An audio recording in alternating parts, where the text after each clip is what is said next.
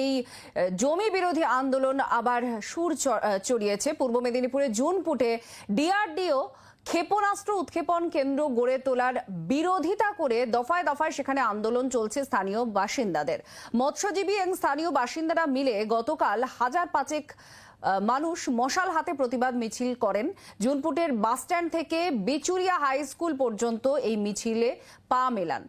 আর এরপর ঠিক কি হতে চলেছে, কি পরিস্থিতি, আমরা একটু জানার চেষ্টা করব। আমাদের সঙ্গে কিরণ, আমাদের প্রতিনিধি রয়েছেন কিরণ মান্না। কিরণ, ঠিক এইখানটা একটু জানতে চাইবো, যেহেতু প্রতিবাদ মিছিল চলছে, মৎস্যজীবী এবং স্থানীয়রাও রয়েছেন, খুব স্বাভাবিকভাবেই শাসক দলের ভূমিকা এক্ষেত্রে কি রয়েছে একটু জানতে চাইবো। জেলা প্রশাসনের তরফ থেকে কি বলা হচ্ছে?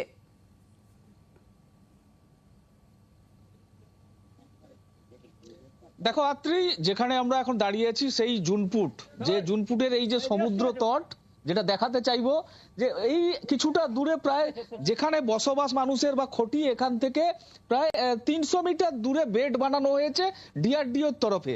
এই বেড থেকে মিসাইল উৎক্ষেপণ করার কথা ছিল ১৬ তারিখ ১৭ তারিখ, কিন্তু কোনো এক অজ্ঞাত কারণে বা এখানকার গ্রামবাসীদের মৎস্যজীবীদের প্রতিবাদের মুখে বন্ধ হয়ে গেছে এখন।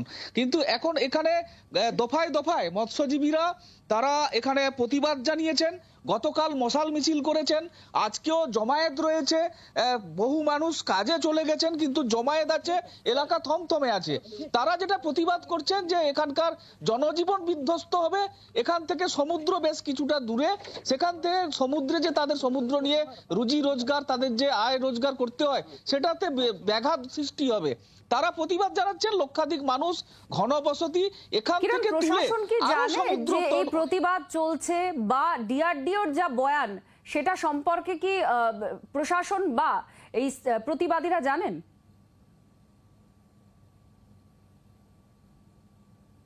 দেখো, গ্রামবাসীরা প্রথমে থানায় বিক্ষোভ ধর্ণা করেছিল, ডিএম এর কাছে জানিয়েছে এবং প্রশাসনের কাছে জানিয়েছে, লোকাল প্রশাসনের কাছে।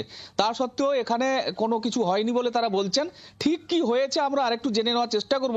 গ্রামবাসীরা অনেকেই আছেন যারা গতকালই মশাল মিছিলে প্রতিবাদ জানিয়েছিলেন, তারা প্রত্যেকে আছেন। কি অবস্থা দাদা, আপনাদের কি অভিযোগ? আমাদের অভিযোগ, এটা মৎস্যজীবী, আমরা বসবাস আজ ৬০ বছর ৭০ বছর এখানে বসবাস করে আছি পেটের জীবিকায়। মৎস্যজীবী আমাদের এরা এত ঘনবসতিতে এই জিনিসটা ফাঁকা জায়গা হোক, কিন্তু এখানে হলে জীবন জীবিকার প্রচুর ক্ষতি হবে। প্রশাসনকে জানিয়েছিলেন? প্রশাসন, বিডিও, ডিএম সবগুলোকে জানিয়েছি। তার মধ্যে কোনো বাচ্চা কাচ্চা, বুড়ো বাবা মা নিয়ে আমরা কোথায় যাব এই মুহূর্তে? এই প্রশ্ন নিয়েই তাদের এই প্রতিবাদ। আমরা এদিকে নজর রাখবো। আপাতত ধন্যবাদ কিরণ, আমাদের প্রতিনিধির সঙ্গে ছিলেন। मीरा सफी तुरंत खुलेगा। সুকান্ত মজুমদারের উত্তরবঙ্গ প্রস্তাব নিয়ে